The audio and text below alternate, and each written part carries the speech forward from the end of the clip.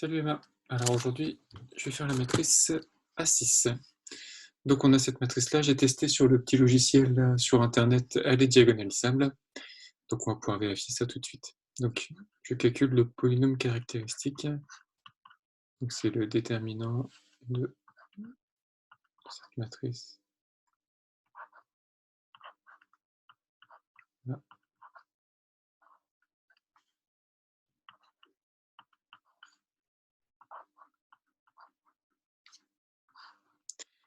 Alors, comme d'habitude, on va regarder un petit peu la matrice et puis on voit par exemple que si on additionne ces deux colonnes, le 2 et le moins 2 vont se supprimer. Donc je vais déjà commencer par là. Et puis pareil, on voit que si on additionne ces deux lignes-là, le 1 et le moins 1 vont disparaître. Pareil pour ces deux colonnes-là d'ailleurs. Bon, je vais commencer avec la colonne 1 et la colonne 2. Donc dans la colonne 2, je vais mettre la colonne 1 plus la colonne 2. Donc ça veut dire que la colonne 1 ne change pas, que la colonne 3 ne change pas. Hop. Par contre, la colonne 2, donc c'est la colonne 1 plus la colonne 2, donc ça fait 1 moins lambda, 1 moins lambda et 0. Maintenant, je vais additionner les deux lignes, ligne 1 et ligne 2, que je vais ranger dans la ligne 2. Alors pareil, je choisis la ligne 2, mais ça pourrait très bien être rangé dans la ligne 1.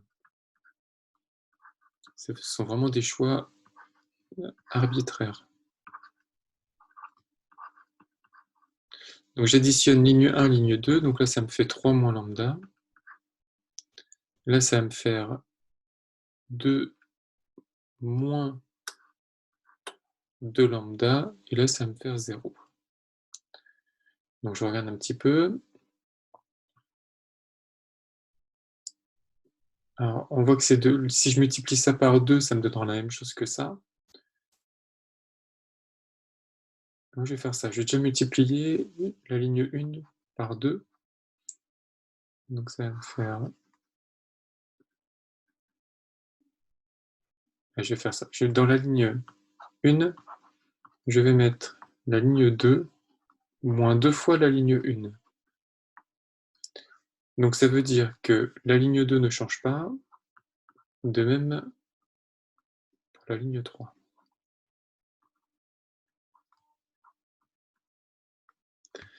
Donc là, je vais faire 2 fois la ligne 1. Donc ça me fait 4 moins 2 lambda. Si je fais 4 moins 2 lambda, donc je vais plutôt faire... Attends, excuse-moi. Hop. On va simplifier un peu la vie. Donc c'est arbitraire, mais je me rends compte que ça me simplifie la vie. Je vais plutôt faire 2 fois la ligne 1 moins la ligne 2. Donc 4 moins 2 lambda, 4 moins 3 ça fait 1, moins 2 lambda, moins lambda, ça fait moins lambda. Là ça va me faire 0, c'était l'objectif. Et 1 fois 2, 2, moins 0, ça fait 2. Voilà, j'ai pas mal de zéros. J'ai l'impression que je peux pas faire grand chose d'autre. Donc je vais faire la méthode de Sarus. Je vais écrire les coefficients en dessous.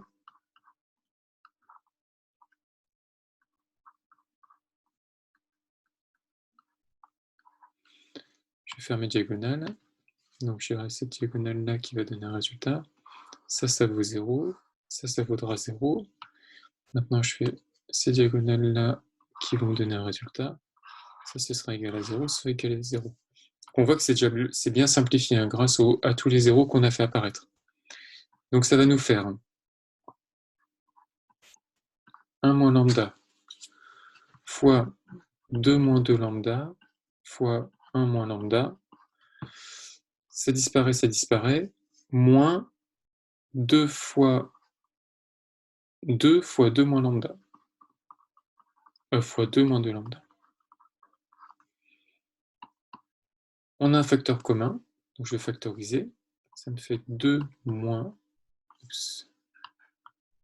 2 moins 2 lambda, facteur de donc 1 moins lambda fois 1 moins lambda, moins 4. Hein, le 2 fois 2, là, ça me donne 4. Donc je vais développer mon crochet. Ça fait 1 moins 2 lambda plus lambda carré moins 4. Là, on a une identité remarquable. Et donc, ça me fait 2 moins 2 lambda, facteur de lambda carré, moins 2 lambda, moins 3. Donc, cette équation-là, si je fais égal à 0, ça me donnera lambda égal à 1. Maintenant, pour lui, je vais faire un delta, b carré moins 4ac. Donc, ça va me faire 4 moins 4 fois 3, 12, mais comme j'aurai un moins devant, ça va faire plus 12, ça fait 16. Et donc, j'obtiens lambda 2 qui vaut moins b moins racine de delta. Attends, je vais effacer ça. Racine de 16, c'est le 4 sur 2a. Donc, ça fait 2 moins 4, ça fait moins 2 sur 2, ça fait moins 1. Et j'obtiens que lambda 3, ce sera 2 plus 4 sur 2. 2 plus 4, 6 sur 2, 3. Alors, je vais contrôler avec les solutions que j'aurais dû obtenir, qui sont ici.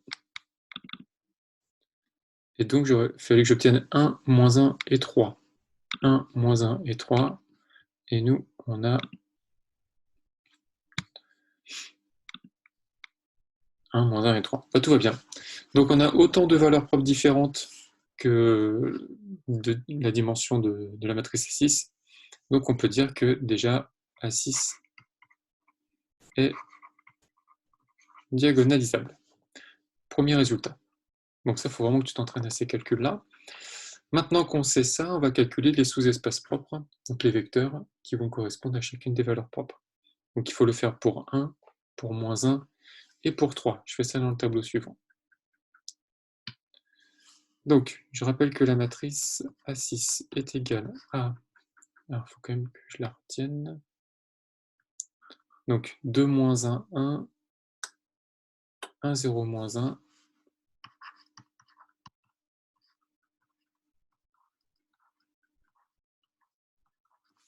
Et la dernière ligne,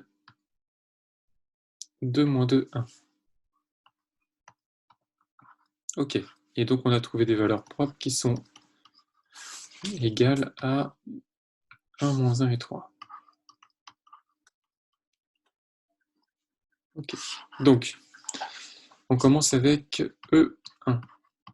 Donc, E1, ça nous amène à la résolution d'un système. 2x moins y plus z égale 1x, parce que c'est 1. X moins z est égal à 1y.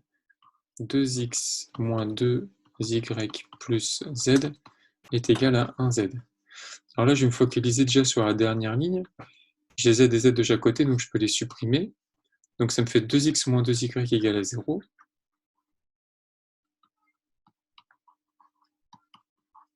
Et 2x moins 2y égale à 0, ça nous donne que x est égal à y.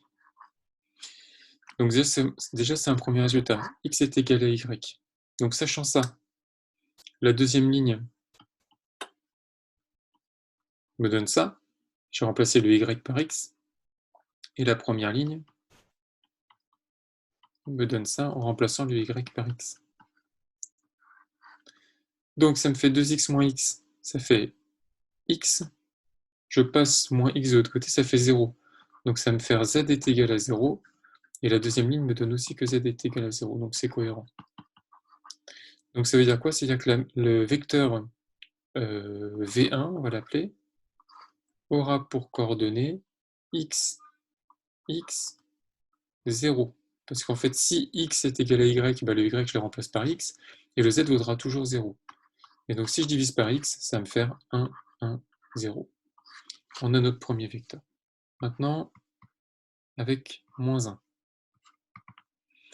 Donc le système va beaucoup ressembler à celui du dessus, sauf que plutôt que d'avoir égal à x, égal à y, égal à z, on aura moins x, moins y, moins z.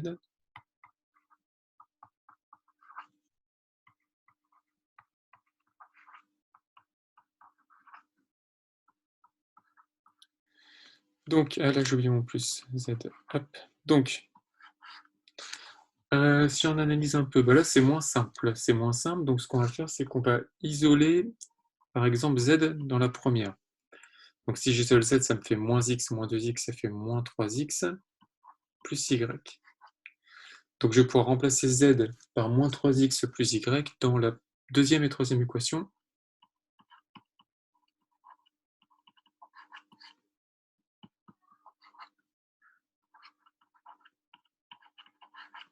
Donc là j'ai moins z, ça devient plus z, ça fait plus 2z, hein, donc ça fait plus 2 fois.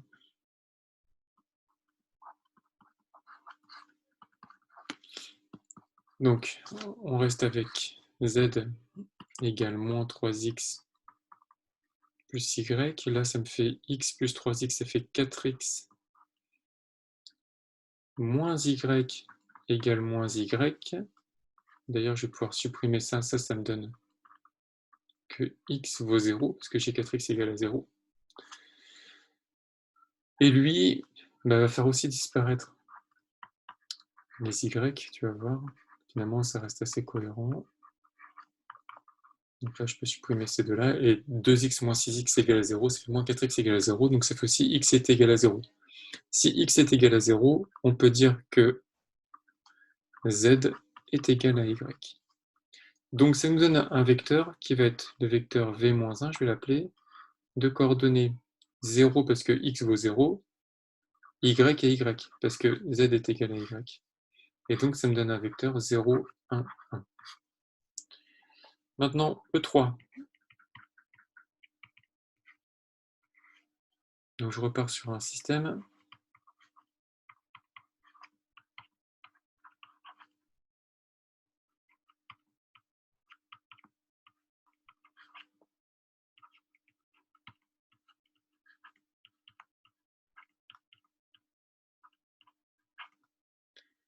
Donc, on va obtenir... donc le 3x, je passe de l'autre côté, donc ça fait moins x. Donc ça fait moins x moins y plus z est égal à 0. Là, ça me fait x moins 3y moins z est égal à 0. Et là, ça va me faire 2x moins 2... Oula, il y a un petit temps de latence. 2y moins 2z égale à 0. Alors attends, je fais une petite pause parce qu'il faut que je branche mon ordinateur.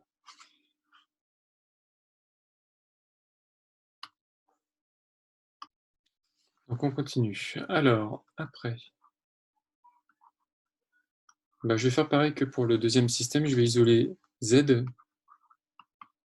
J'aurais pu faire y ou x, hein, c'est un choix comme ça. Et je vais le remplacer dans les autres équations. Donc là, ça me fait moins x moins y. Les x disparaissent, j'ai moins 3y moins y, ça fait moins 4y égale à 0, donc on a y égale à 0. Et si y égale à 0, la première équation me donne que z est égal à x. Et dans la dernière équation, on va aussi obtenir y égale à 0. Donc le vecteur, ça va être, donc au V3, on va l'appeler x vaut y, x vaut z, et y vaut 0. Donc ça me fait 1, 0, 1. Je vais contrôler rapidement sur le petit calculateur. Et tu vois, on a 1, 1, 0, 0, 1, 1, 1, 0, 1, donc c'est bon. Ça veut dire que c'est bon, c'est plutôt une bonne nouvelle. Je ne te cache pas que j'ai fait le calcul plusieurs fois. Hop. Donc, on obtient une matrice de passage. Je vais effacer ça. On obtient une matrice de passage qui va être formée des trois vecteurs qu'on vient de trouver.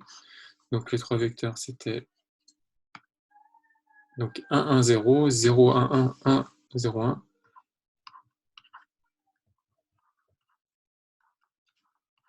Donc là, il faut que tu calcules P-1. Bah, je te laisse le calculer, P-1.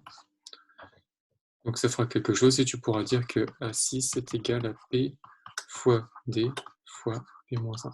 Sachant que D, c'est une matrice diagonale. Voilà. Bon courage, à bientôt.